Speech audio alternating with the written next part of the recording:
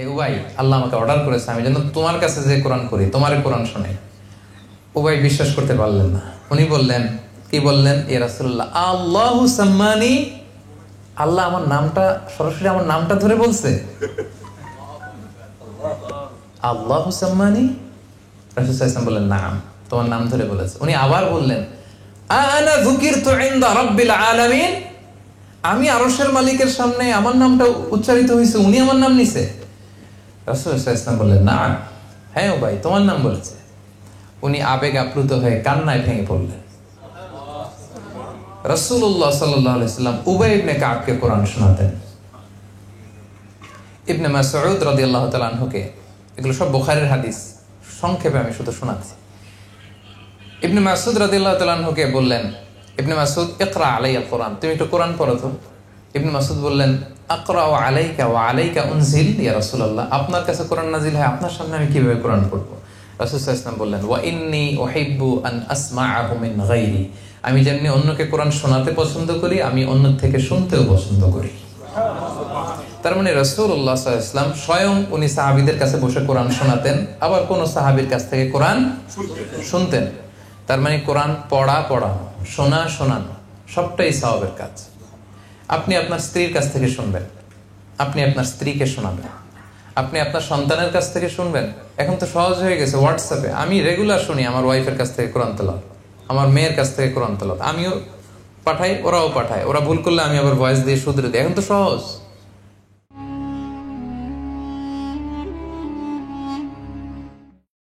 মানুষের জন্য এটা হচ্ছে হেদায়েত স্বরূপ। আল্লাহ বলেননি যে হুদাল্লিল মুত্তাকিন, মুত্তাকিদের জন্য হেদায়েত স্বরূপ, হুদাল্লিল মুসাল্লিন, শুধুমাত্র মুসল্লিদের জন্য এই কোরআনটা হেদায়েত স্বরূপ, এরকম আল্লাহ বলেছেন? বলেননি। আল্লাহ তাআলা বলেছেন হুদাল্লিন নাস, গোটা মানব মণ্ডলের জন্য এই কোরআনটা হচ্ছে হেদায়েত স্বরূপ। ওয়া বাইয়িনাতিন মিনাল হুদা, এবং হেদায়েতের সুস্পষ্ট নিদর্শন। ওয়াল ফুরকান, এবং সত্য মিথ্যার পার্থক্যকারী হিসেবে এই কোরআন এসেছে। It differentiate between right and wrong. আপনি যখন কোরআন পড়বেন, কোরআন বুঝবেন, কোরআনের মেজাজে যখন নিজের মেজাজকে সাজাবেন, কোনটা সত্য কোনটা মিথ্যা এটা আপনি আইডেন্টিফাই করতে পারবেন। ফুরকান, আপনার মধ্যে এরকম একটা ক্যাপাসিটি আসবে, শুনলেই বুঝবেন না এটা তো ভণ্ডামি, শুনলেই বুঝবেন না এটাই হক। এটার জন্য এত ফতোয়া জানা আপনার লাগবে না, এত ডক্টরেট ডিগ্রি আপনার লাগবে না, আপনি নিজেই বুঝতে পারবেন। এতটুকু আকল আল্লাহ তাআলা আমাদেরকে দিয়েছেন। তাহলে এটা হচ্ছে গোটা মানব মণ্ডলের জন্য হেদায়েত। আমাদের হিন্দু ভাইরা কোরআন থেকে হেদায়েত নিতে পারবে, আমাদের নাস্তিক ভাইরা কোরআন থেকে হেদায়েত নিতে পারবে, বৌদ্ধরা কোরআন থেকে হেদায়েত নিতে পারবে। এটা আমাদের শুধু নিজেদের একার সম্পদ না, আমরা মুসলিমরা শুধু এটা আমাদের কিতাব না, এটা মানব মণ্ডলের জন্য আল্লাহ তাআলা নাজিল করেছেন। এবং এই কোরআন আল কারীমটা এটা হচ্ছে একটা টাইমলেস মিরাকেল। আই রিপিট, আমি আবারও বলছি, এই কোরআনে কারীম এটা হচ্ছে একটা টাইমলেস মিরাকেল, আলটিমেট মিরাকেল। এটা হচ্ছে এমন একটা মুআজিজা যেটা চিরন্তন মুআজিজা, এটার মুআজিজার কোনো শেষ নাই। দেখেন, আমরা সূরাতুল ফাতিহা প্রতিদিন পড়ি, তারাবির নামাজে 20 রাকাত পড়ি 20 বার, সারাদিনের নামাজে কমপক্ষে 17 বার। এতবার আমরা সূরাতুল ফাতিহা পড়ছি। যার বয়স 50 সে কমপক্ষে গত 40 বছর যাবত এভাবে পড়তেছে। কখনো কি মনে হয়েছে যে সূরাতুল ফাতিহাটা একটু পুরাতন হয়ে গেছে, অনেক পুরান হয়ে গেছে, 40 বছর ধরে পড়ে এখন নতুন কিছু একটা পড়া দরকার? এরকম ফিলিং কি আমাদের কখনো হয়? কথা বলেন, কখনো হয়? হয় না। আলহামদুলিল্লাহ রাব্বিল আলামিন যখন সুদাই স্টান দেয় ভালোই লাগে, কলিজাটা ঠান্ডা হয়ে যায়। যত বছর শুনবো ভালোই লাগে, ঠিক কি না? কারণ এটা হচ্ছে টাইমলেস মিরাকেল, এটার মুআজিজার শেষ নাই। সব নবীকে আল্লাহ তাআলা মুআজিজা দেন, বিষ্ণু ইসলামকে আল্লাহ তাআলা এই কোরআনকে মুআজিজা হিসেবে দিয়েছেন, এবং এটা চিরকাল থাকবে। সুবহানাল্লাহ পড়েন। সব নবীকে আল্লাহ তাআলা as a proof of their prophethood, তারা যে নবী এটার প্রমাণ হিসেবে আল্লাহ মুআজিজা দেন, এবং সব মুআজিজার ইতি ঘটে গিয়েছে, কিন্তু কোরআনের ইতি ঘটে নাই। আপনারা একটু খেয়াল করলেই বুঝবেন, দাউদ আলাইহিস সালামকে আল্লাহ তাআলা মুআজিজা দিয়েছেন, এবং আল্লাহ তাআলা বলেছেন ওয়া আলান্না লাহুল হাদিদ, আমি দাউদ নবীর জন্য লোহাকে নরম করে দিয়েছি। দাউদ আলাইহিস সালাম যদি লোহার মধ্যে টাচ করতেন, মুহূর্তে লোহা গলে নরম হয়ে যেত। ওই গলিত লোহা দিয়ে তিনি অনেক কিছু বানাতে পারতেন। কিন্তু মজার ব্যাপার হচ্ছে দাউদ আলাইহিস সালাম যখন ইন্তেকাল করলেন, পৃথিবীর আর কেউ কি লোহা ধরলে গলে নরম হতো? সবাই বলবেন নরম হতো না। দাউদ আলাইহিস সালাম ইন্তেকাল করলেন, উনি শেষ, সাথে সাথে ওনার মুআজিজাও শেষ। কেউ আর লোহা ধরে গলাতে পারেনি, নরম করতে পারেনি। মূসা আলাইহিস সালামকে age a proof of his প্রফিটহুড, তার নবুয়তের প্রমাণ হিসেবে আল্লাহ মুআজিজা দিয়েছিলেন একটা লাঠি। সবাই বলেন কি দিয়েছিলেন? এটা গেড়ে দিলে গাছ হয়ে যেত, সাগরে বাড়ি মারলে আল্লাহর নামে রাস্তা হয়ে যেত, ফেরাউনের সামনে রেখে দিলে এটা হাইয়াতান তাসাহা, সাপ হয়ে যেত। মূসা আলাইহিস সালাম ইন্তেকালের পরেও বনী ইসরাইলের মাঝে এই লাঠিটা ছিল, তাবুতের ভেতরে ছিল। তাবুত বাকিয়াতুম মিন আলী মূসা ওয়া আলী হারুন, এখানে ছিল। মূসা আলাইহিস সালামের ব্যবহৃত পাগড়ি ছিল, জামা ছিল, এই লাঠিটাও ছিল। কিন্তু এই লাঠি কেউ আর কেউ ধরলে কি সাপ হতো? কথা বলেন। এই লাঠি দিয়ে আর কেউ লোহিত সাগরে আছাড় মারলে কি রাস্তা হতো? হতো না। তার মানে নবী বিদায়, সাথে সাথে নবীর মুআজিজাও বিদায়। ঈসা আলাইহিস সালামের মুআজিজা ছিল আরো চমকপ্রদ। উনি মাটি দিয়ে পাখি বানাতেন, তারপরে ফু দিলে এটা জীবন্ত পাখি হয়ে উড়ে চলে যেত। ওয়া উবরিউল আকমাহা ওয়াল আবরাসা ওয়া উহিল মাউতা বিইذنিল্লাহ। উনি অন্ধ রোগীর চোখে হাত বুলিয়ে দিলে অন্ধ ব্যক্তি দৃষ্টিশক্তি ফিরে পেত। ধবল রোগী, কুষ্ঠ রোগীর গায়ে টাচ করে দিলে সাথে সাথে মুহূর্তে ভালো হয়ে যেত। মৃত লাশের সামনে দাঁড়িয়ে যদি বলতেন ইয়া আব্দুল্লাহ কুম বিইذনিল্লাহ, হে আল্লাহর বান্দা আল্লাহর আদেশে দাঁড়াও, মুহূর্তে দাঁড়িয়ে যেত। অনেক ইসরায়েলি বর্ণনাতে এমনও এসেছে যে ওনার যখন হরিণের গোশত খেতে ইচ্ছে হতো, ঈসা আলাইহিস সালাম হরিণ ধরে জবাই করতেন, জবাই করে হরিণের গোশত খেতেন, কিন্তু হাড্ডিগুলো খেতেন না, হাড্ডিগুলো রেখে দিতেন। হরিণের গোশত উনি আগুনে ঝলসে খাওয়া শেষে হাড্ডিগুলোর দিকে ইঙ্গিত করে বলতেন কুম বিইذনিল্লাহ, আল্লাহর আদেশে উঠে যাও। মুহূর্তে এই মরা হাড্ডি থেকে জীবন্ত হরিণ হয়ে লাফিয়ে লাফিয়ে জঙ্গলে চলে যেত। সুবহানাল্লাহ ওয়া বিহামদিহি। তো ঈসা আলাইহিস সালাম আবার ইন্তেকাল করেননি, একজন নবী কেবল ইন্তেকাল করেননি, ঈসা আলাইহিস সালাম। বাল রাফাআহুল্লাহ ইলাইহি, আল্লাহ তাআলা তার দিকে ওনাকে উঠিয়ে নিয়েছেন, উনি আবার আসবেন। তো ওনাকে মারার জন্য বনী ইসরাইলের লোকেরা এক লোককে পাঠালো, যাও তুমি ঈসাকে মেরে আসো। তো সে মারতে যে এই ঘটনাটা খেয়াল করে বুঝেন। তাদেরই একজন লোককে বনী ইসরাইল বলল, যাও ঈসাকে মারার জন্য এই ঘরে ঢুকো। তো ঢুকার সাথে সাথে আল্লাহ তাআলা ঈসা আলাইহিস সালামকে বাল রাফাআহুল্লাহ, আকাশে উঠিয়ে নিলেন। আর যেই লোকটাকে মারার জন্য তারা কিলিং মিশনে পাঠালো, তার চেহারাটাকে আল্লাহ ঈসা আলাইহিস সালামের চেহারা করে দিলেন। এবার ওরা বলে ঘটে নাকি, আসে না কেন আমাদের কিলার তো ফিরে না, দেখি তো কি হয়েছে। এবার সবাই যে ঘরের ভিতরে ঢুকে দেখে এই তো ঈসা বসে আছে। বলেন তো এটা কি ঈসা না মিসা? আসলে ঈসা কোথায়? বাল রাফাআহুল্লাহ, আল্লাহ তাআলা তো ঈসা আলাইহিস সালামকে উঠিয়ে নিয়েছেন। আর তাদের লোকের চেহারা আল্লাহ ঈসা আলাইহিস সালামের চেহারার মতো বানিয়ে দিয়েছেন। তারা ঢুকে দেখে এই তো ঈসা। তো একে পরে এরা হত্যা করে শুলে চড়ায়। আল্লাহ বলেন না, ওমা কতালু ওমা সলাবু ওয়ালাকিন শুববিহা লাহু, তোমরা ঈসাকে হত্যাও করতে পারোনি, শুলেও চড়াতে পারোনি, বরং তোমাদের একজন লোকের চেহারাই আল্লাহ ঈসার চেহারা বানিয়ে দিয়েছে। তো ঈসা আলাইহিস সালাম ইন্তেকাল করেননি, উনি আকাশে আছেন, আবার আসবেন। তো এই যে ঈসা আলাইহিস সালামের মুআজিজা, উনি মৃত লাশকে যদি বলেন দাঁড়াও, এটা জীবিত হয়ে যায়। ওনার ইন্তেকালের পরে পৃথিবীর কোনো পোপ, খ্রিস্টানদের যে পোপ, তারা যদি কোনো মৃত লাশের সামনে দাঁড়িয়ে বলে দাঁড়াও, দাঁড়াবে? কোনো লাশ দাঁড়াবে? অন্ধ কোনো লোকের চোখে হাত বুলিয়ে দিলে কি দৃষ্টি ফিরে পাবে? পাবে না। তার মানে নবীরও বিদায়, সাথে সাথে নবীর মুআজিজাও বিদায়। কিন্তু বিশ্বনবী মুহাম্মদুর রাসূলুল্লাহ সাল্লাল্লাহু আলাইহি ওয়াসাল্লামের প্রতি আল্লাহ তাআলা এই যে কোরআনকে সবচেয়ে বড় মুআজিজা করে নাযিল করেছেন। বিষ্ণু ঈসা ইসলাম ইন্তেকাল করেছেন, কোরআনকে ইন্তেকাল করেছেন। বিষ্ণু ঈসা ইসলাম বিদায় নিয়েছেন, কোরআনও তো বিদায় নিছে না? হ্যাঁ, কোরআন আছে না নাই? কোরআন কিন্তু আমাদের মধ্যে আছে। বিষ্ণু ঈসা ইসলাম চলে গিয়েছেন, কোরআন যায় নাই। বিষ্ণু ঈসা ইসলাম বিদায় নিয়েছে, কোরআন বিদায় নেয়নি। Up until the day of judgement, কিয়ামত পর্যন্ত এই কোরআন আমাদেরকে হেদায়েত দিয়েই যাবে। এজন্য আল্লাহ তাআলা বলেছেন হুদাল লিন্নাস শাহরু রমাদান আল্লাযী উনজিলা ফীহিল কুরআন হুদাল লিন্নাস, গোটা মানব মণ্ডলীর হেদায়েতের জন্য আল্লাহ তাআলা এই কোরআনকে নাজিল করেছেন। কিতাবুন আনজালনাহু ইলাইকা লিতুখরিজান নাসা মিনাল যুলুমাতি ইলান নূর। ও নবী, আমি অন্ধকারাচ্ছন্ন মানুষগুলোকে অনেকগুলো অন্ধকার থেকে একটি আলোর দিকে, আলোকবর্তিকার দিকে নিয়ে যাওয়ার জন্য এই কোরআনকে নাজিল করেছি।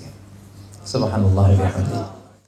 তাহলে প্রথম কথা আমরা বুঝলাম যে এটা হচ্ছে হুদাল লিন্নাস, শুধু মুসলমানদের কিতাব না, বরং গোটা মানব বিশ্বের কিতাব। 2 নম্বর আমরা বুঝলাম এটা হচ্ছে টাইমলেস মিরাকেল। এটা এমন একটা মিরাকেল, এটা শেষ নাই, যে এটা নিয়ে আসছে নবী চলে গেছে বাট এটা যায় নাই, কারণ এটা মিন সিফাতিল্লাহ, আল্লাহ তাআলার সিফাত। এই কোরআনের লয় নাই, ক্ষয় নাই, এটার কোনো ধ্বংস নাই। কিয়ামত পর্যন্ত গোটা মানব মণ্ডলের হেদায়েতের জন্য এই কোরআনকে কিন্তু আল্লাহ তাআলা অবশিষ্ট রাখবেন। ইভেন কোরআনের সবগুলো কপি যদি আগুন দিয়ে জ্বালিয়েও দেয়া হয়, আমাদের হাফেজে কোরআনদের হৃদয়ে কোরআন আছে না নাই? আমরা 10 জন হাফেজকে একসাথে বসালে তাদের মাধ্যমে কোরআনকে আবার লিখে নিতে পারবো, প্রিন্ট করে নিতে পারবো, ঠিক কিনা? এজন্য এটা হচ্ছে টাইমলেস মিরাকেল। 2 নম্বর কথা হচ্ছে এই কোরআন হচ্ছে the most relevant book to human being. এই পৃথিবীর সবচাইতে ইন্টারেক্টিভ, জীবন ঘনিষ্ঠ, মানব ঘনিষ্ঠ এবং চির প্রাসঙ্গিক একটা কিতাব হচ্ছে কোরআন। কিতাবটার নাম কি? কোরআন। এটা চির প্রাসঙ্গিক, খুবই জীবন ঘনিষ্ঠ। তার প্রমাণ, পৃথিবীর সবগুলো আসমানি কিতাব একবারে নাজিল হয়েছে, এটা আপনারা জানেন? তাওরাত মুসা আলাইহিস সালামের কাছে নাজিল হয়েছে তুর পাহাড়ের উপরে ফলকে করে, একবারে যা দেয়ার একবারে আল্লাহ তাআলা দিয়ে দিয়েছেন। মুসা নাও, এটা তাওরাত। দাউদ আলাইহিস সালামের প্রতি নাজিল হয়েছে জাবুর কিতাব, একবারে এট এ টাইম, একবারে নাজিল হয়েছে। ঈসা আলাইহিস সালামের প্রতি নাজিল হয়েছে ইনজিল, একবারে। কোরআনও তো নাজিল হয়েছে একবারে, তাই না? দু একজন বলছে না, বাকিরা একটু কনফিউশন আছে। তাওরাত, জাবুর, ইনজিলের মতো কোরআনও একবারে হেরা গুহাতে রাসূল সাল্লাল্লাহু আলাইহি ওয়াসাল্লামের কাছে 30 পারা জিবরাইল আলাইহিস সালাম দিয়ে গেছে। এই নেন, একবারে। কয় বছরে? 23 বছরের একটা লং পিরিয়ড অফ টাইমে কোরআন নাজিল হয়েছে। কতটা ইন্টারঅ্যাক্টিভ দেখেন। এটা অন্যান্য কিতাবের মতো হুট করে একবারে প্রেসক্রিপশন, প্যারাসিটামল 3 বেলা, এরকম না। এটা একটু একটু করে মানব জাতির প্রয়োজন অনুসারে, প্রয়োজনের তাগিদে, প্রেক্ষাপটের আলোকে, যখন যেখানে যতটুকু দরকার ঠিক তখন সেখানে ততটুকু নাজিল করেছে কে? আল্লাহ।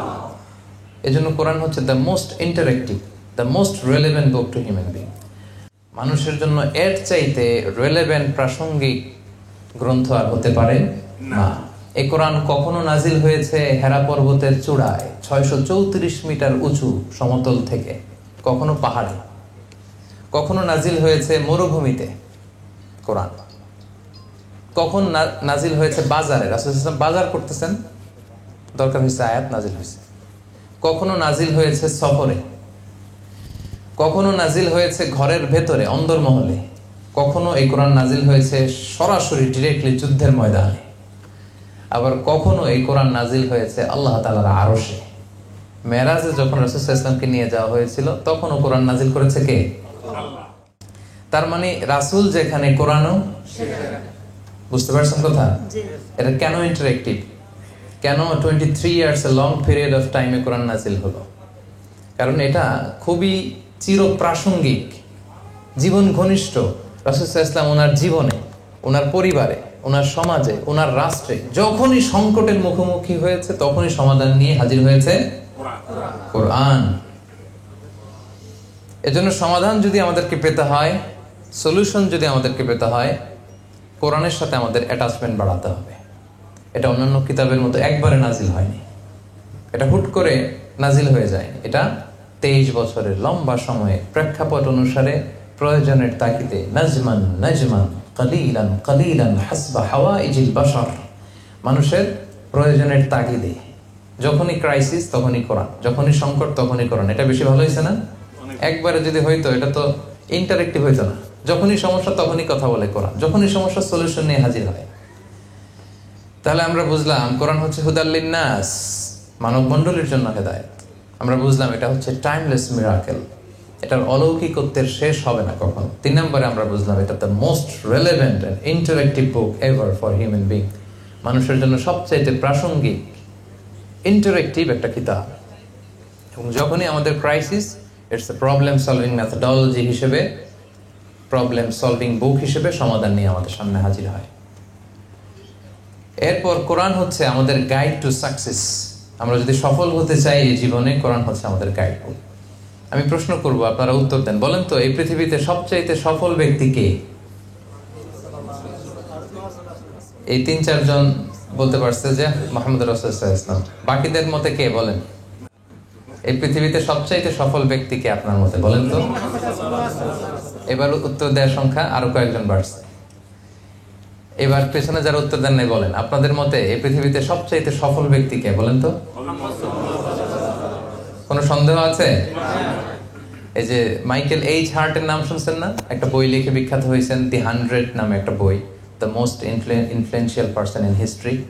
সেখানে তিনি পৃথিবীর 100 জন মহামনীষী সফল ব্যক্তিদের তালিকা করেছিলেন। সেখানে তালিকা 1 নম্বরে রেখেছিলেন কার নাম? মুহাম্মদ রাসূলুল্লাহ সাল্লাল্লাহু আলাইহি ওয়াসাল্লাম। তাহলে উনি যে পৃথিবীর সবচেয়ে সফল ব্যক্তি ছিলেন, এই ব্যাপারে কি সবাই একমত? দ্বিমত নাই কেউ? সবাই একমত? আচ্ছা আচ্ছা, তাহলে সবার উত্তর মিলে গেল। এবার বলেন তো, এই যে পৃথিবীর মহাসফল যে ব্যক্তিটা ছিলেন মুহাম্মদ রাসূলুল্লাহ, ওনার গাইড বুকটা কি ছিল বলেন?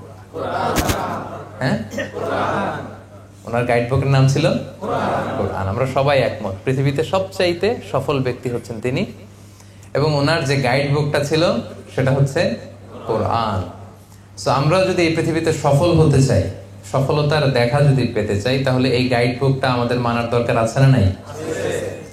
এটা হচ্ছে সলিউশন হাজির করে। আপনি যেই সমস্যায় পড়েন না কেন, আপনার জীবনের পরতে পরতে যত সমস্যা আসে, যত ধরনের ঝামেলা আসে, সবগুলোর সমাধান আপনি এই কোরআনে পাবেন। কারণ আল্লাহ তাআলা বলেন, মা ফাররাতনা ফিল কিতাবি মিন শাই, এই কিতাবে আমি কিছু বাকি রেখে দেইনি। তোমাদের সফলতার জন্য যা যা দরকার তার সব কিছু কোরআনের ভিতরে নাজিল করেছেন কে? আল্লাহ তাআলা কিন্তু সবটুকু নাজিল করেছেন। তাহলে এটাও আমরা বুঝলাম যে এটা হচ্ছে আমাদের গাইড টু সাকসেস। আমরা যদি সফল হতে চাই, আমরা মুসলিম হিসেবে সবার আগে সমাধান খুঁজবো কোরআনে। আমাদের ব্রত হওয়া উচিত যে কোরআনের সাথে আমরা আমাদের অ্যাটাচমেন্ট কত বাড়াতে পারি, কত বেশি বেশি তেলাওয়াত করতে পারি, কত বেশি এটার অর্থ করতে পারি। আল্লাহর হাবিব সাল্লাল্লাহু আলাইহি ওয়াসাল্লাম সহিহ মুসলিমের বর্ণনায় বলেন, ইকরাউল কুরআন ফাইন্নাহু ইয়াতি ইয়াউমাল কিয়ামাতি শাফিআন লিআসহাবি। তোমরা বেশি বেশি কোরআন তেলাওয়াত করো, কেননা এই কোরআন তেলাওয়াতকারীর জন্য কিয়ামতের দিন এই কোরআন আল্লাহর সামনে শাফাআতকারী হিসেবে আবির্ভূত হবে। শাফিআন লিআসহাবি, আপনার জন্য সুপারিশ করবে, আপনার পক্ষে কোরআন আল্লাহর সাথে বিতর্ক করবে। সুবহানাল্লাহ। সে বলবে, আল্লাহ এই তেলাওয়াতকারীকে তুমি ক্ষমা করো, আল্লাহ তাকে তুমি জান্নাত দাও। যতক্ষণ না তাকে আল্লাহ তাআলা জান্নাতি হিসেবে ঘোষণা না দিবে, এই কোরআন আল্লাহর সামনে তর্ক করতেই থাকবে। সুবহানাল্লাহ পড়বেন না? সুবহানাল্লাহ। ইকরাউল কুরআন ফাইন্নাহু ইয়াতি ইয়াউমাল কিয়ামাতি শাফিআন লিআসহাবি। এই কোরআন কিন্তু আমাদের জন্য সুপারিশকারী হয়ে আসবে সম্মানিত ভাইরা, এবং এই কোরআন অধ্যয়নের মধ্যেই রয়েছে আমাদের আলোক স্নাত মুক্তি। এজন্য আমরা এই কোরআন নাজিলের মাসে বেশি বেশি যেন কোরআন তেলাওয়াত করি। আপনারা প্রতিদিন কোরআন তেলাওয়াত করেন তো নাকি? সবাই করেন? হ্যাঁ, করেন না অনেকে? না, যারা করেন না একটু কোরআন তেলাওয়াত করার চেষ্টা করবেন। কোরআনের প্রতি আমাদের কিছু দায়িত্ব আছে। হ্যাঁ, কোরআনের জন্য জীবন দিয়ে দিব, রক্ত দিয়ে দিব, এই যে আবেগটুকু আমাদের সবার আছে, কিন্তু আমরা কোরআনের প্রতি যে দায়িত্ব আছে, ওয়াজিবুনা নাহওয়াল কোরআন, এটা পালন করতে চাই না। আজকে এই দায়িত্বটুকু, আপনাদের দায়িত্বটুকু আপনাদেরকে বুঝিয়ে দিব যে কোরআনের প্রতি আমাদের আসলে দায়িত্বটুকুন কি। 7টা দায়িত্ব আছে কোরআনের প্রতি আমাদের। 7টা দায়িত্বের কথা আজকে আমরা এখানে উপস্থাপন করবো ইনশাআল্লাহ। এই যে কোরআনের কথা শুনলাম, এটা টাইমলেস মিরাকেল, এটা সলিউশন হাজির করে, এটা এত মহিমান্বিত, এটা লৌহে মাহফুজ আল্লাহ সংরক্ষণ করেছেন, এটা আমাদের জন্য সুপারিশ করবেন। এটা আল্লাহ সব কিছুর উপর নাজিল করতে চেয়েছিলেন, পরে আমাদের উপর নাজিল করেছেন। এই কোরআনের প্রতি আমাদের 7টা দায়িত্ব আছে। কয়টা? এই 7টা দায়িত্ব আজকে আমরা শেয়ার করবো। 1 নম্বর দায়িত্ব হচ্ছে, মনোযোগ দিয়ে শুনতে হবে, 1 নম্বর দায়িত্ব হচ্ছে রিসাইটেশন উইথ তারতিল। আল্লাহর কোরআনকে ইচ্ছে মতো তেলাওয়াত করা যায়। আপনি পৃথিবীর যে কোনো বই খুললেই কিভাবে পড়তে হয় আপনি পড়তে পারবেন, কিন্তু কোরআন যখন পড়তে চান তার একটা নিয়ম নীতি আছে। কোরআন বলে ওয়ারাত্তিলিল কুরআনা তারতিলা, কোরআনকে তারতিলের সাথে তেলাওয়াত করতে হবে, ধীর স্থির ভাবে কোরআন তেলাওয়াত করতে হয়। অনেকে রমাদানে কোরআনের খতম ওঠানোর জন্য কোরআনকেই খতম করে দেয় একেবারে। কি যে পরে, বিশেষ করে আমাদের বাংলাদেশে আপনি যদি দেখবেন, আমার আত্মীয় স্বজনের মধ্যেও কিছু আছে, আমাকে বলে মানে খুব আনন্দের সাথে যায়, 7 খতম দিছে, 10 খতম দিছে, এরকম আত্মীয় আছে আমার। কয় খতম দিছে? তার মানে উইদিন 3 days he completed 1 খতম। প্রতি 3 দিনে 1 খতম দিতে হলে প্রতিদিন পড়া লাগে কয় পারা? চিন্তা করছেন কি ডেডিকেশন, কি এফোর্টটা দিছে, কিন্তু তেলাওয়াতের অবস্থা একেবারে জঘন্য। তো যদি এরকম হয় তাহলে রুব্বা কারিন লিল কোরআন ওয়াল কোরআন ইয়ালআনুহু, কোরআনের অনেক আবৃত্তিকারক বা তেলাওয়াতকারী আছে যারা কোরআনের রহমত না পেয়ে কোরআনের লানত পায়। দিছে কয় খতম? হাসিল করছে কি? লানত। ফলাফল শূন্য, মাইনাস একেবারে। সম্মানিত ভাইরা, এই জন্য ওয়ারাত্তিলিল কোরআনা তারতিলা, মনোযোগ দিয়ে শোনেন, তাড়াহুড়ো করে তেলাওয়াত করবেন না। আমাদের বাংলাদেশে তারাবিরও বেহাল দশা। আমরা গত অনেক বছর বলতে বলতে এখন মানুষের মধ্যে জনপরিসরে কিছুটা সচেতনতা তৈরি হয়েছে। এখন অনেক মসজিদেই ওনারা বলে যে না, আস্তে আস্তে পড়তে হবে। আগে যে আলহামদুলিল্লাহ রাব্বিল আলামিন বলে ওয়ালাদ-দাল্লিন আমিন, এরপর আবার আরেকটা দিয়ে আল্লাহু আকবার চলে যেত। এই যে প্রতিযোগিতা, তাড়াহুড়ো করার প্রতিযোগিতা না, কোরআন কিন্তু আপনাকে লানত দিবে। ধীরস্থির ভাবে কোরআন তেলাওয়াত করতে হবে। খতম উঠাইতে যে কোরআনকে খতম করা যাবে না। তেলাওয়াতের গুণগত মান আপনাকে নিশ্চিত করতে হবে, সম্মানিত ভাই এবং বোনেরা। এবার আপনি নিজের সাথে মিলান যে আপনি কিভাবে তেলাওয়াত করেন। ধীরস্থির ভাবে আমাদেরকে তেলাওয়াত করতে হবে। এটাকে আরবিতে তারতিল বলা হয়। ওয়ারাত্তিলিল কোরআনা তারতিলা। আপনি তাজবিদ মেনটেন করে, মাখারিজুল হুরুফ মেনটেন করে, সিফাত মেনটেন করে আপনি ধীরস্থির ভাবে পড়বেন। তবেই আপনি প্রতি অক্ষরে কয় নেকি? 10 নেকি। কোরআনের প্রতি অক্ষরের তেলাওয়াতে কয় নেকি বলেন? এটা তখন যখন ওয়ারাত্তিলিল কোরআনা তারতিলা, আপনি যখন তারতিলের সাথে তেলাওয়াত করবেন তখন আপনি এই সওয়াবটা পাবেন। তাহলে ফার্স্ট এন্ড ফরমোস্ট রিমাইন্ডার হচ্ছে তাড়াহুড়ো করে পড়বো না। আমরা দেখি তো বিষ্ণু ইসা ইসলাম কিভাবে পড়তেন, উনি কিভাবে তেলাওয়াত করতেন। আনাস রাদিয়াল্লাহু তাআলা আনহু বলেন, কানা রাসূলুল্লাহ ইসলাম ইয়ামুদ্দু বিহা সাওতাহু মাদ্দান, রাসূলুল্লাহ ইসলাম টেনে টেনে কোরআনের আয়াত তেলাওয়াত করতেন, টেনে টেনে পড়তেন। সো আমরা যেন টেনে টেনে পড়ি। আম্মা জান, আমাদের আম্মা জান রাসূলুল্লাহ ইসলামের প্রিয়তমা স্ত্রী উম্মে সালামা রাদিয়াল্লাহু তাআলা আনহা বলেন, কানা রাসূলুল্লাহ ইসলাম ইয়াকাত্তিউ কিরাআতাহু আয়াতান আয়াতান, তিনি প্রতিটা আয়াত পড়ে পড়ে থামতেন। এক আয়াত শেষ, স্টপ, আরেক আয়াত স্টপ। আলহামদুলিল্লাহি রাব্বিল আলামিন, থামলাম। আর রহমানির রহিম, মালিকি ইয়াউমিদ্দিন, ইয়াকা না'বুদু ওয়া ইয়াকা নাস্তাঈন। থামলাম না প্রতি আয়াত পড়ে পড়ে? রাসূলুল্লাহ সাল্লাল্লাহু আলাইহি ওয়াসাল্লাম প্রতিটি আয়াত পড়ে পড়ে থামতেন, আবার নতুন আয়াত শুরু করতেন, আয়াত শেষ, থামতেন, আবার নতুন আয়াত শুরু করতেন। মনে থাকবে তো সম্মানিত ভাইরা? আচ্ছা। এবং তিনি বলতেন, যায়্যিনুল কোরআনা বিআসওয়াতিকুম, তোমরা তোমাদের কণ্ঠে সুর করে কোরআন পড়ো। বিষ্ণু ইসলাম আমাদেরকে ওসিয়ত করেছেন যে তোমরা সুর করে কোরআন পড়বা। তিনি বুখারীর বর্ণনায় ধমকও দিয়েছেন যে লাইসা মিন্না মান লাম ইয়াতাগান্না বিল কোরআন, যে গুনগুনিয়ে নাইস মেলোডি দিয়ে নাইস ভয়েসে কোরআন পড়ে না সে আমার দলভুক্ত নয়। যে সুন্দর ভয়েস দিয়ে সুর করে কোরআন পড়ে না সে আমার দলভুক্ত নয়। কত বড় ওয়ার্নিং দেখছেন। এজন্য সুর করে টেনে টেনে প্রতি আয়াত শেষে থেমে থেমে কোরআন পড়তে রাজি আছেন তো সবাই? সুর করে পড়বেন। অনেকে বলে হুজুর আমার কোনো সুর নাই। অনেকে বলে, কে বলছে আপনার সুর নাই? বাথরুমে গেলে তো ঠিকই বাথরুম সিঙ্গার হয়ে যান। বাথরুমের ভিতরে গেলে দেখবেন কিন্তু কাপড় কাচতেছে আর গুনগুনে গাইতেছে, তো তখন সুর আসে কোত্থেকে? তার মানে প্রতিটা মানুষের গলাতেই আল্লাহ সুর দিয়েছেন। কারো হয়তো খুবই সুরেলা গলা, কারো হয়তো কিছুটা কম, কিন্তু সুর আছে। সুর ছাড়া মানুষ নাই। যেই সুরে আল্লাহ দিয়েছে সেটাকেই আপনি বিউটিফাই করে সুন্দর করে তেলাওয়াত করার চেষ্টা করবেন। সবাই রাজি আছেন তো ইনশাআল্লাহ? 1 নাম্বার দায়িত্ব আপনারা বুঝাই দিলাম, রিসাইটেশন উইথ তারতিল, তারতিলের সাথে তেলাওয়াত করবেন ভাইরা। 2 number, listening to Quranic recitation, Quran তেলাওয়াত শুনতেও হবে। কোরআন তেলাওয়াত শুনতেও হবে, এটা অনেক বড় সওয়াবের কাজ। ওয়া ইযা কুরিআল কুরআনু ফাসতামিউ লাহু ওয়া আনসিতু লাআল্লাকুম তুরহামুন। যখন কোরআনের তেলাওয়াত হয় মনোযোগ দিয়ে শোনো, with attention, with vast concentration. ফাসমাউ বলেন নাই, সিম্পলি শোনো না, ফাসতামিউ। এখানে অক্ষর বেশি, আরবিতে বলে কাসরাতুল মাবানি তাদুল্লু আলা কাসরাতিল মাআনি। যেই শব্দে আরবিতে অক্ষর বেশি ওটার অর্থ বেশি। আল্লাহ বলছেন ফাসতামিউ, মনোযোগ দিয়ে শোনো, লাআল্লাকুম তুরহামুন। ওয়ানসিতু, চুপ থাকো, কোরআন তেলাওয়াতের সময় কোনো কথা চলবে না, চুপ থাকো। লাআল্লাকুম তুরহামুন, রহমতের বারিধারা নাজিল করবে কে? আল্লাহ। সুবহানাল্লাহ। কোরআন শুনলেও রহমত পাওয়া যায়, সওয়াব হয়। এজন্য বাসায় আওয়াজ করে কোরআন ছেড়ে দিয়ে রাখবেন, গাড়িতে কোরআন ছেড়ে দিয়ে রাখবেন। নাকি গাড়িতে গান ছেড়ে দিয়ে রাখেন? হ্যাঁ, যদি গান ছেড়ে দিয়েও রাখেন আজকে থেকে এটা চেঞ্জ করবেন।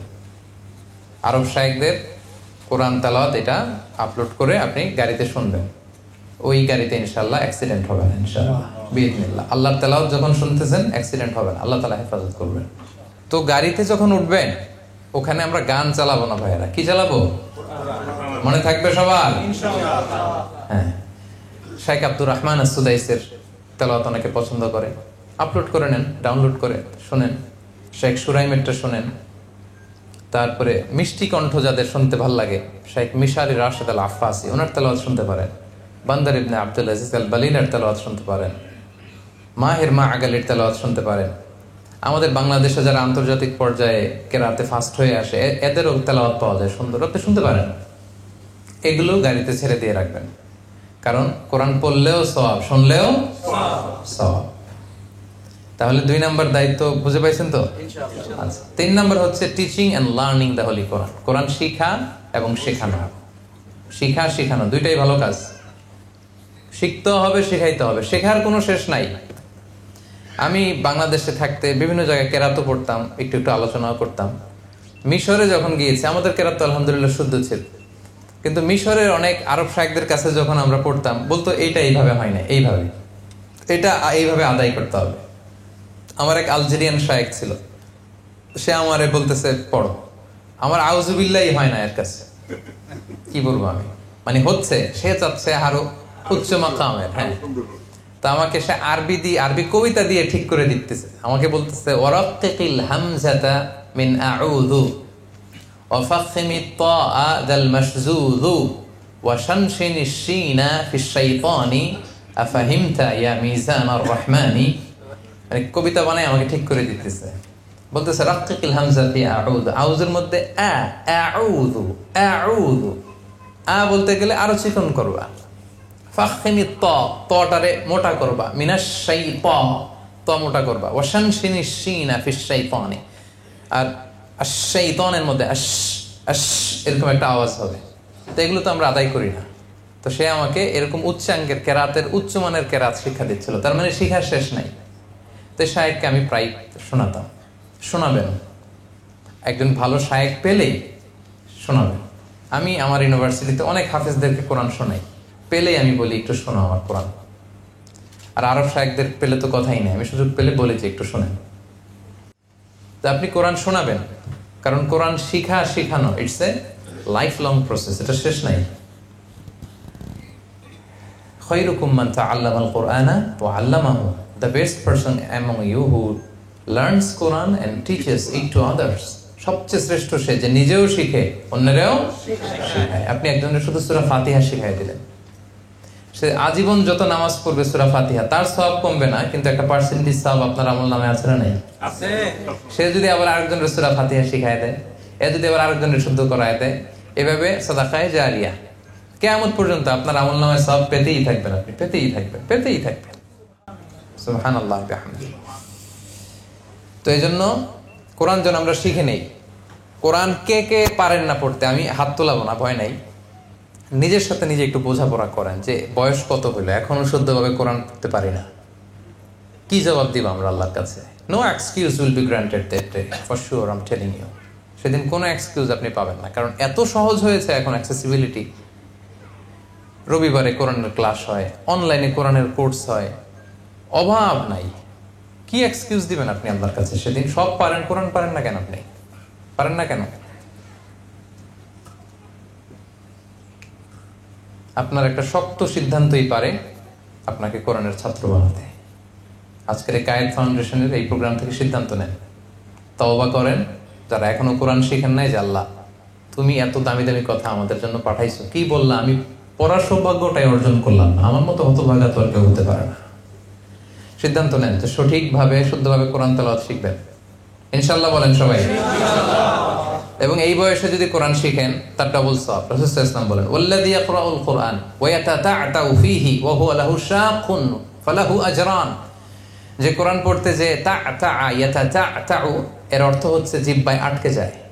পড়তে গেলে বয়স হয়েছে 50, এখন জিহ্বা মোটা হয়ে গেছে, পড়া যায় না, আটকে যায়, এর ডাবল সওয়াব। কোরআন পড়তেছে এই সওয়াব, আর ওই যে আটকে যাচ্ছে ওইটার সওয়াব। সুবহানাল্লাহি ওয়া বিহামদিহি, কত সহজ করে দিয়েছে আল্লাহ। তো এই জন্য আমরা কোরআন শিখবো, শিখাবো। রাসূলুল্লাহ সাল্লাল্লাহু আলাইহি সাল্লামের কাছে জিবরাইল আলাইহিস সালাম প্রতি রমাদানে পুরো কোরআনটা রিভাইজ করে শোনাতেন। সারা বছর যা নাজিল হয়েছে জিবরাইল ইসলাম রিভাইজ করতেন। এবার জিবরাইল ইসলাম চুপ, রাসূল সাল্লাল্লাহু আলাইহি ওয়াসাল্লাম পড়তেন, রিভাইজ করতেন, জিবরাইল শুনতো। যে বছর রাসূল সাল্লাল্লাহু আলাইহি ওয়াসাল্লাম ইন্তেকাল করবেন, ওই বছর পুরো কোরআনটা জিবরাইল রাসূল সাল্লাল্লাহু আলাইহি ওয়াসাল্লামকে 2 বার শুনিয়েছেন। রাসূল সাল্লাল্লাহু আলাইহি ওয়াসাল্লাম জিবরাইল ইসলামকে 2 বার শুনিয়েছেন। কোরআন এমনি এমনি আসে নাই আমাদের কাছে, এটাতে অনেক ইফোর্ট, অনেক ডেডিকেশন, অনেক ব্যাপার ছিল। এবং স্বয়ং রাসূলুল্লাহ সাল্লাল্লাহু আলাইহি ওয়াসাল্লাম, আমরা তো মানুষের কাছে কোরআন শোনাইতে গেলে লজ্জা লাগে, রাসূলুল্লাহ সাল্লাল্লাহু আলাইহি ওয়াসাল্লাম সাহাবীদেরকে কোরআন শোনাতেন। সাহাবীদের মধ্যে সবচেয়ে বড় কারি সাহাবী ছিল উবাই ইবনে কাব। উবাই ইবনে কাবের কাছে যে রাসূল সাল্লাল্লাহু আলাইহি ওয়াসাল্লাম বললেন, ইয়া উবাই ইন্নাল্লাহা আমারানি আন আকরা আলাইকা কুরআন। হে উবাই, আল্লাহ আমাকে আদেশ দিয়েছে আমি যেন তোমারে কোরআন শোনাই। হে উবাই, আল্লাহ আমাকে অর্ডার করেছে আমি যেন তোমার কাছে যে কোরআন করি, তোমারে কোরআন শোনাই। উবাই বিশ্বাস করতে পারলেন না, উনি বললেন, কি বললেন, ইয়া রাসূলুল্লাহ আল্লাহু সাম্মানি, আল্লাহ আমার নামটা সরাসরি আমার নামটা ধরে বলছে। আল্লাহু সাম্মানি, রাসূল সাল্লাল্লাহু আলাইহি ওয়াসাল্লাম বললেন, নাম, তোমার নাম ধরে বলেছে। উনি আবার বললেন, আনা যুকিরতু ইনদা রাব্বিল আলামিন, আমি আরশের মালিকের সামনে আমার নামটা উচ্চারিত হয়েছে, উনি আমার নাম নিছে। রাসূল সাল্লাল্লাহু আলাইহি ওয়াসাল্লাম বললেন, না, হ্যাঁ ও ভাই, তোমার নাম বলেছে। উনি আবেগ আপ্লুত হয়ে কান্নায় ভেঙে পড়লেন। রাসূলুল্লাহ সাল্লাল্লাহু আলাইহি ওয়াসাল্লাম উবাই ইবনে কাবকে কোরআন শোনাতেন। ইবনে মাসউদ রাদিয়াল্লাহু তাআলা আনহুকে, এগুলো সব বুখারীর হাদিস, সংক্ষেপে আমি শুধু শোনাচ্ছি। ইবনে মাসউদ রাদিয়াল্লাহু তাআলা আনহুকে বললেন, ইবনে মাসউদ ইকরা আলাইয়াল কোরআন, তুমি একটু কোরআন পড়ো তো। ইবনে মাসউদ বললেন, আকরা আলাইকা ওয়া আলাইকা উনজিল ইয়া রাসূলুল্লাহ, আপনার কাছে কোরআন নাজিল হয়, আপনার সামনে আমি কিভাবে কোরআন পড়বো? রাসূল সাল্লাল্লাহু আলাইহি ওয়াসাল্লাম বললেন, ওয়া ইন্নী উহিব্বু আন আসমাআহু মিন গায়রি, আমি যেমনি অন্যকে কোরআন শোনাতে পছন্দ করি, আমি অন্য থেকে শুনতেও পছন্দ করি।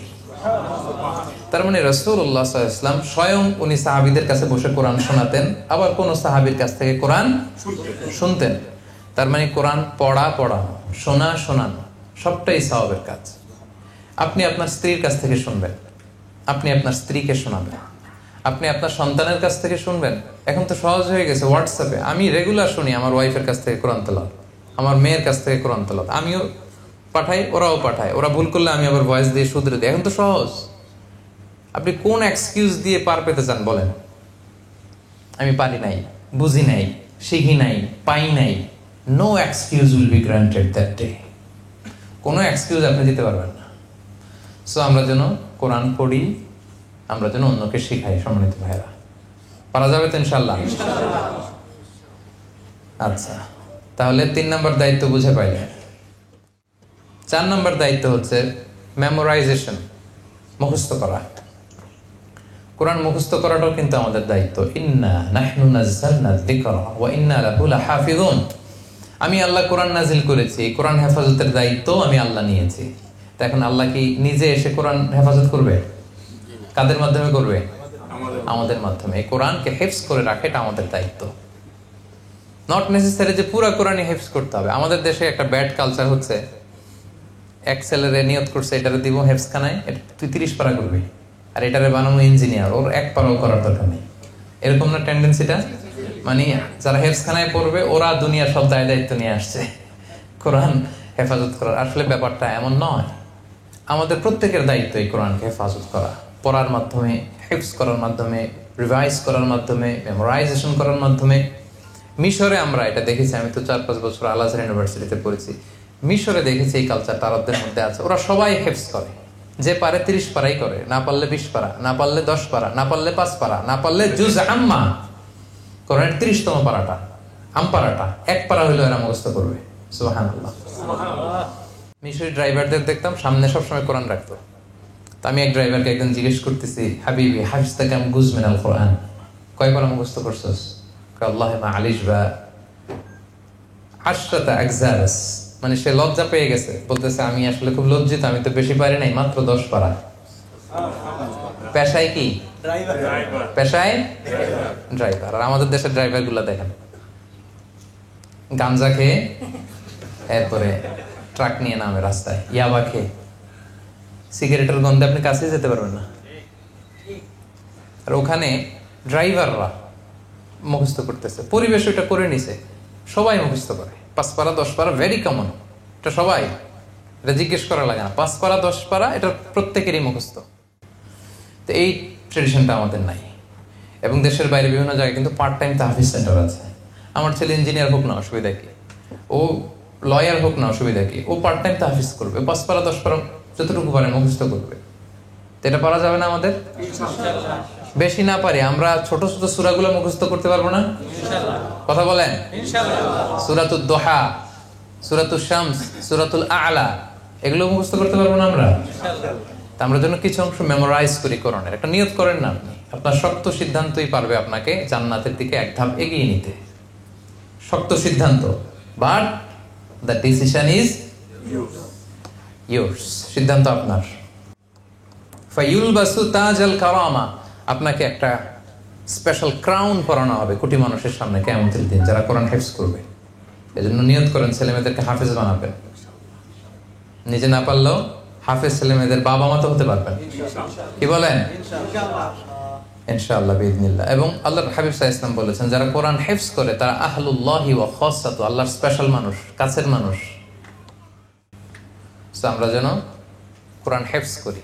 কোরআনের প্রতি 4 নম্বর দায়িত্ব হচ্ছে কোরআনকে হিফজ করে রাখা, memorization of the holy book of the Quran. যতটুকু পারি আমরা নিয়ত করি। এটা তাদের জন্য যারা ভালো রিডিং পড়তে পারেন, কিছু মুখস্থ করছেন, তারা আরো মেমোরাইজেশনের অংশ আরো বাড়াবেন। এখন থেকে পারা যাবে ইনশাআল্লাহ। সবাই আওয়াজ করে বলেন ইনশাআল্লাহ। 5 নম্বর দায়িত্ব, to understand its meaning in your own mother tongue. আপনার মাতৃভাষায় আপনার এই কোরআনটাকে বুঝতে হবে। এটা হচ্ছে সবচেয়ে ইম্পর্টেন্ট। খেয়াল করে শুনুন, নিজ মাতৃভাষায় কোরআন বোঝা। কারণ আল্লাহ তাআলা যা বলার সব বলে দিয়েছেন। যা আসমান থেকে নাজিল হওয়া সব নাজিল হয়েছে, নতুন করে কিছু নাজিল হবে না? বলেন বলেন, নাজিল হবে? আর কোন নবী আসবে? যা নাজিল হওয়া, যা আসা সব চলে এসেছে, যা বলার সব বলে দিয়েছেন। এটা বুঝতে হবে আপনাকে। আপনি ইউএস এর এম্বাসিতে কোনো একটা অ্যাপ্লাই করছেন, ওখান থেকে ইংরেজিতে লেটার পাঠিয়েছে, বুঝেন না, তো এটা নিয়ে কি বসে থাকেন? কি করেন? হ্যাঁ, ট্রান্সলেট করেন, গুগল ট্রান্সলেটের কাছে যান, যে ইংরেজিতে এক্সপার্ট ওর কাছে যান। চায়না যাবে আপনার ছেলে, বাংলাদেশে আমার সাথেই তো ঘটছে এরকম। মিশরে যাবে এক ভদ্র মহিলার ছেলে, তো ওখানে কোম্পানি থেকে যে আরবি লেটার আসছে কিছু বুঝেন, আমার কাছে চলে আসছে। আমি ছুটিতে গেছিলাম দেশে, ভাবছি মিশরে পড়ছেন, তো আরবি বুঝে। হ্যাঁ, আমরা তো আরবি বুঝি। তো ওইটা বোঝার জন্য ঠিকই কত মাইল পাড়ি দিয়ে আমার বাসায় আসছে। ইংরেজি না বুঝলে কত মাইল পাড়ি দিয়ে ইংলিশ ল্যাঙ্গুয়েজ সেন্টারে যান, চাইনিজ না পারলে চাইনিজে যান। সব তো পারেন আপনি, কম বোঝেন না তো দুনিয়ার বিষয়। এটা বোঝেন না কেন? এখানে এত গাফলতি কেন? বুঝতে হবে আপনাকে। বাংলা ভাষায় একজন হিন্দু, কেউ কেউ বলেন সর্বপ্রথম, আবার কেউ কেউ বলেন না প্রথম না, তবে উনি কাজটা করেছিলেন। কোরআন শুরুর দিকে একজন কোরআনের অনুবাদ করেছিলেন, পুরো কোরআন। নাম কি? গিরিশচন্দ্র সেন। ধর্ম হিন্দু। ধর্ম কি? হিন্দু। তো হিন্দু হয়ে কোরআনের অর্থ বুঝে তুমি বোঝো না কেন? আল্লাহ যদি এটা বলে, সিম্পল। হিন্দুর বেটা হয়ে কোরআন অর্থ বুঝতে পারলো, তুমি পারলা না কেন? তোমার কি এক্সকিউজ? ও পারলো তো হিন্দু, তো তুমি পারলা না কেন? কি উত্তর দিবেন বলেন? So no excuse will be granted that day. সেদিন কোনো এক্সকিউজ কিন্তু গ্রহণ হবে না। সম্মানিত ভাই এবং বোনেরা, আমরা যেন মাতৃভাষায় এই কোরআনের মেসেজগুলো হৃদয়ঙ্গম করার চেষ্টা করি। কোরআনের অনুবাদ আছে, বঙ্গানুবাদ আছে, মর্মবাণী আছে, এই স্মার্টফোন নাই এরকম তো কোনো লোকই নাই এই হল রুমে, তাই না? এইখানে আপনি অ্যাপস ডাউনলোড করতে পারবেন। সিম্পলি প্লে স্টোরে যে বা অ্যাপ স্টোরে যে বাংলা কোরআন লিখলে চলে আসতেছে। 114টা চ্যাপ্টার, কত নবীদের কাহিনী, কত আদেশ নিষেধ, জীবন পরিবর্তন করার মতো কত বার্তা, কত মেসেজ। আপনি তো সব মিস করতেছেন এগুলো যদি না পড়ে থাকে। আপনি যে কি মিস করতেছেন আপনি নিজেও জানেন না। এজন্য নিয়ত করেন আপনি কোরআন অর্থ সহ পড়বেন। বঙ্গানুবাদ সূরাতুল ইখলাসের অর্থটাই পড়েন না। কুল হুয়াল্লাহু আহাদ আল্লাহুস সামাদ লাম ইয়ালিদ ওয়া লাম ইউলাদ ওয়া লাম ইয়াকুল লাহু কুফুয়ান আহাদ। এত সহজভাবে, এত ছোট্ট পরিসরে, এত প্রিসাইজলি আল্লাহ নিজের পরিচয় দিচ্ছেন। লাম ইয়ালিদ ওয়া লাম ইউলাদ, তিনি কাউকে জন্ম দেননি, কারো কাছ থেকে জন্ম নেননি। ওয়া লাম ইয়াকুল লাহু কুফুয়ান আহাদ, তার সমকক্ষ কেউ নাই, তার মতো কেউ নাই, তিনি তার মতো। সুবহানাল্লাহ, কি সুন্দর মেসেজ তিনি দিয়েছেন। মহাবিশ্ব সম্পর্কে কত কিছু বলেছেন। মানব জাতি কিভাবে আসলো, জিন জাতি কিভাবে আসলো, নবীদের হিস্ট্রি কি, রাসূল সাল্লাল্লাহু আলাইহি ওয়াসাল্লামের জীবনে কি কি ঘটেছে, সব কোরআনে আল্লাহ বলে দিয়েছেন, কিছু বাকি রাখে নাই। আল্লাহ বলেছেন আফালা ইয়াতাদাব্বারুনাল কোরআন, কোরআনকে একটু পড়বা, একটু বুঝবা, একটু হৃদয়ঙ্গম করবা, একটু রিফ্লেকশন গুলো নিয়ে ঘাটাঘাটি করবা, একটু সময় হয় না? আমা আলা কুলুবিন আকফালুহা, নাকি তোমাদের মনের অন্তরে তালা ঝুলে আছে? আল্লাহ বলেন যারা কোরআনের অর্থ, এটার মেসেজটা বুঝতে চায় না, ওদের অন্তরে তালা ঝুলে আছে। এই অন্তরের মনের জট, চিন্তা জট, এই তালা খুলতে হবে আপনাকে কোরআন দিয়ে। নিয়ত করেন যে প্রতিদিন আমরা কোরআনের অর্থ পড়বো, অর্থ বুঝবো। ইনশাআল্লাহ, 3 জন বলছে খালি পড়বেন ইনশাআল্লাহ, সবাই পড়বেন ইনশাআল্লাহ। এবার সাউন্ড হয়েছে অনেক। তো সম্মানিত ভাইরা, এগুলো হচ্ছে রিমাইন্ডার। শক্ত একটা সিদ্ধান্ত আপনাকে নিতে হবে যে আমি কোরআন যদি না পারি আমি পড়তে শিখবো, আমি যদি পড়তে পারি আমি পরিমাণ বাড়াবো, আমি কিছু সূরা মুখস্থ করব, এরপরে আমি মাতৃভাষায় কোরআন পড়বো। আমি অনেক ইংরেজি পড়ুয়া মানুষকে চিনি, মাদ্রাসায় পড়ে নাই, কোনোদিন যায় নাই, ইংরেজি পড়ুয়া প্রতি রমাদানে কোরআনটাকে শুরু থেকে শেষ পর্যন্ত অনুবাদ করে। সহিহ বুখারী অনুবাদ করে ফেলেছে, মুসলিম অনুবাদ করে ফেলেছে। তো এরা ইংরেজি পড়ুয়া হয়ে পারলে আমরা পারবো না কেন? কি বলেন? হ্যাঁ, জাস্ট একটু চেষ্টার ব্যাপার, একটু আপনার শক্ত সিদ্ধান্তের ব্যাপার। আপনাকে শক্ত একটা সিদ্ধান্ত নিতে হবে যে আমি কোরআনের শুরু থেকে শেষ পর্যন্ত আল্লাহ কি বলেছে আমি শুনতে চাই। মনে চায় না? আল্লাহ আপনারে কি বললো, কি বার্তা দিল, আপনার জন্য আল্লাহ কথা বলে পাঠাইছে, আপনি পড়তেছেন না। এটা কি কোরআনকে নেগলেক্ট করা নয়? এজন্য আমরা যেন কোরআনকে মাতৃভাষায় বোঝার চেষ্টা করি। অ্যাপসে আপনি ডাউনলোড করে নেবেন, প্রতিদিন আধা পৃষ্ঠা, 3 লাইন, কমপক্ষে 1 লাইন হলে আপনি পড়েন, শুরু করে দেন, আজকে থেকে শুরু করেন। না পারলে জিজ্ঞেস করেন কাউকে। আরে ইংরেজি পড়ুয়া, স্কুল পড়ুয়া, কনভেনশনাল শিক্ষায় শিক্ষিত, পড়তে পড়তে পড়তে পড়তে মানুষ আলেম হয়ে গেছে। আছে না এরকম? অভাব নাই, অভাব নাই।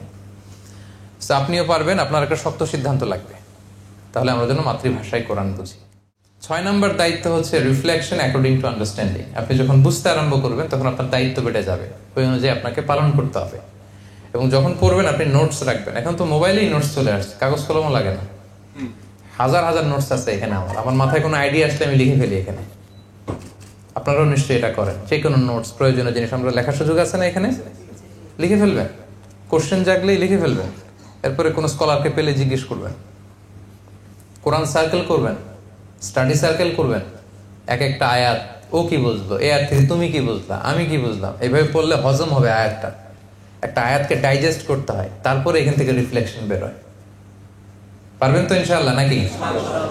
মালয়েশিয়াতে এরকম একটা কোরআন পড়ুয়া, কোরআন মনা একটা কমিউনিটি আমরা গড়ে তুলতে পারবো না? হ্যাঁ, পারবো ইনশাআল্লাহ, ইনশাআল্লাহ। তাহলে 6 নম্বর দায়িত্ব হচ্ছে reflection according to understanding. Note করবেন, কোরআন পড়ে পড়ে বুঝে বুঝে যদি দেখলেন যে আপনার কোনো কিছুতে ভুল জানা আছে, নিজেকে সংশোধন করে ফেলবেন মুহূর্তেই। অন্যের কাছে পৌঁছে দেওয়ার একটা সংকল্প করবেন। কোরআনের সমাজ বিনির্মাণের স্বপ্ন লালন করবেন এবং সে স্বপ্ন বাস্তবায়নের জন্য প্রাণান্তকর প্রচেষ্টা করবেন। পারা যাবে তো ইনশাআল্লাহ।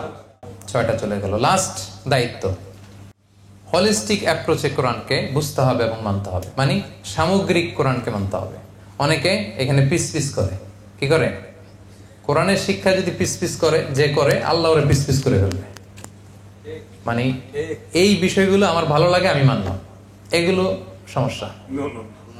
এখানে বলতেছে ইউসিকুমুল্লাহু ফি আওলাদিকুম লিযযাকারি মিসলু হাযিল উনসায়াইন, ছেলে যদ্দুর পাবে মেয়ে পাবে তার অর্ধেক। এই জায়গায় ঝামেলা লেগে গেছে। সব মানতেছে, কিন্তু এখানে দেখতেছে যে আমি আমার ছেলেরা যদ্দুর দিছি মেয়েরে সরাসরি কোরআনের ভার্ডিক্ট, এইটা তো ঝামেলা লেগে যেতেছে। এরকম একটা আয়াতের কথা বললাম, এরকম বহু জায়গা আছে দেখবেন আপনার সাথে কন্ট্রাডিক্ট। বাদ দেন আপনার চিন্তা, বাদ দেন আপনার মতাদর্শ, বাদ দেন আপনার সব। কোরআন যেই দিক নির্দেশনা দিয়েছে, কোরআন যেই আদর্শের দিকে আমাদেরকে ডাকে, ওইটাই আমাদের আদর্শ, ঠিক কি না? এজন্য আধা আধা করে মানা যাবে না, টোটাল প্যাকেজ। আফাতুমিনুনা বিবা'দিল কিতাবি ওয়া তাকফুরুনা বিবা'দ। আল্লাহ বলে কোরআনের একটু মানবা আর একটু ছাড়বা, আবার তুমি মুমিন বলে নিজেকে দাবিও করবা। নট সো ইজি ম্যান, এত সোজা না। এরকম করলে দুনিয়াতে আমি তোমাদেরকে দিব লাঞ্ছনা গঞ্ছনা, আর আখিরাতে তোমাদের জন্য থাকবে ভয়ঙ্করতম আযাব। এজন্য টোটাল প্যাকেজ, পুরো কোরআনটাকে টোটাল প্যাকেজ হিসেবে মানতে হবে, পুরোটা। কিছু মানলাম, কিছু ছাড়লাম। যেটা আমার মনের সাথে মিলে ভাল লাগে ওইটা মানলাম, যেটা আমার দলের সাথে মিলে ওইটা মানলাম, যেটা আমার আদর্শের সাথে মিলে শুধু ওইটা মানলাম, যেটা আমার চিন্তা চেতনার সাথে মিলে শুধু ওইটা মানলাম। এইভাবে আপনার মন মতো ভাগ ভাগ করে কোরআন মানা যাবে নাকি? কথা বলেন। হোলিস্টিক অ্যাপ্রোচ, পুরো কোরআনের আদর্শটা, পুরো কোরআনের শিক্ষাটা, পুরো কোরআনের লেসন এন্ড রিফ্লেকশন আপনাকে মানতে হবে। এটার মধ্যে কোনো ভাগাভাগি করা চলবে না। এই হচ্ছে 7টা দায়িত্ব। বুঝে পেয়েছেন আপনাদের দায়িত্ব? মনে থাকবে সবার? আমি 7টা আরেকবার একটু আপনাদের সামনে রিপিট করি। শুরুতে আমি কিছু ইন্ট্রোডাক্টরি কথা বলেছিলাম, তারপরে বলেছিলাম 1 নম্বর দায়িত্ব হচ্ছে আমাদের রিসাইটেশন উইথ তারতিল, অর্থাৎ তারতিলের সাথে ধীরস্থির ভাবে কোরআন তেলাওয়াত করতে হবে, ধীরস্থির ভাবে সুন্দরভাবে তেলাওয়াত করতে হবে, তাড়াহুড়ো করা যাবে না। 2 নম্বর বলেছিলাম লিসনিং টু কোরআনিক রিসাইটেশন, তেলাওয়াত শুনতে হবে, গাড়িতে ছেড়ে দিয়ে রাখবেন, বাসায় লাউড স্পিকারে দিয়ে রাখবেন, যদি সবাই শুনতে চান, অন্যরা শুনতে না চাইলে ছোট ভলিউমে দিয়ে রাখবেন, শুনবেন, শুনলেও সওয়াব। 3 নম্বরে বলেছিলাম teaching and learning the holy Quran, Quran শিখা শেখানো, অন্য থেকে শোনানো। আপনি আপনার ওয়াইফকে শোনাবেন, আপনার ওয়াইফ আপনাকে শোনাবে, বাচ্চাকে শোনাবেন, বাচ্চা আপনাকে শোনাবে। নিজে শিখবেন, অন্যকে শেখাবেন, মৃত্যুর আগ পর্যন্ত। এটা কন্টিনিউয়াস প্রসেস। আপনি যদি সূরা ফাতিহাটা পারেন, গ্রামে গেলে বাচ্চাদেরকে বলবেন যেই সূরা ফাতিহা শোনাবে ওরে 50 টাকা দিব। পারা যাবে না? দেখবেন পাগলের মতো বাচ্চারা এসে সূরা ফাতিহা শোনাইতেছে, 50 টাকা করে দিয়ে দিবে। তখন অন্যরা যেগুলো আধা আধা মুখস্থ করতে পারে না, ওইটাও মুখস্থ করে এসে বলবে আমি তো করছি, আমারটা দেন, আমিও পারি, আমারে দেন। এই যে ইন্সপিরেশন কাজ করবে। 3 নম্বর। 4 নম্বর হচ্ছে সম্মানিত ভাই এবং বোনেরা মেমোরাইজেশন, মুখস্থ করতে হবে। একটু একটু করে মুখস্থ করবেন। শুধু আপনার হাফেজ ভাইদের কাঁধে সব দায়িত্ব দিয়ে দেন না, প্রত্যেকে আমরা কোরআন একটু একটু করে হেফজ করার চেষ্টা করবো, মুখস্থ করার চেষ্টা করবো যতটুকু পারি। 5 নম্বর হচ্ছে খুবই গুরুত্বপূর্ণ, to understand its meaning in your mother language, আপনার নিজ ভাষায়। আপনি চাইনিজ, তো চাইনিজ ভাষায় ট্রান্সলেশন অফ দ্য হোলি কোরআন আছে, পড়েন। আপনি ইংরেজি বোঝেন, ইংরেজিতে আছে। বাংলায় বোঝেন, বাংলায় আছে, পড়েন। মাতৃভাষায় আল্লাহ তাআলা আপনাকে কি বলতে চেয়েছেন এটা একটু বুঝবার চেষ্টা করেন। 6 নম্বর রিফ্লেকশন অ্যাকর্ডিং টু আন্ডারস্ট্যান্ডিং, যা বুঝলেন সেটা মানার চেষ্টা করেন। সব শেষে হচ্ছে হোলিস্টিক অ্যাপ্রোচে মানবেন, কিছু মানবো কিছু মানবো না এরকম ভাগাভাগি করবেন না ভাইয়া। কমপ্লিটলি পুরো কোরআনকে কমপ্লিটলি আমাদের মানতে হবে। পারা যাবে তো ইনশাআল্লাহ? আরো আওয়াজ করে সবাই পড়েন ইনশাআল্লাহ।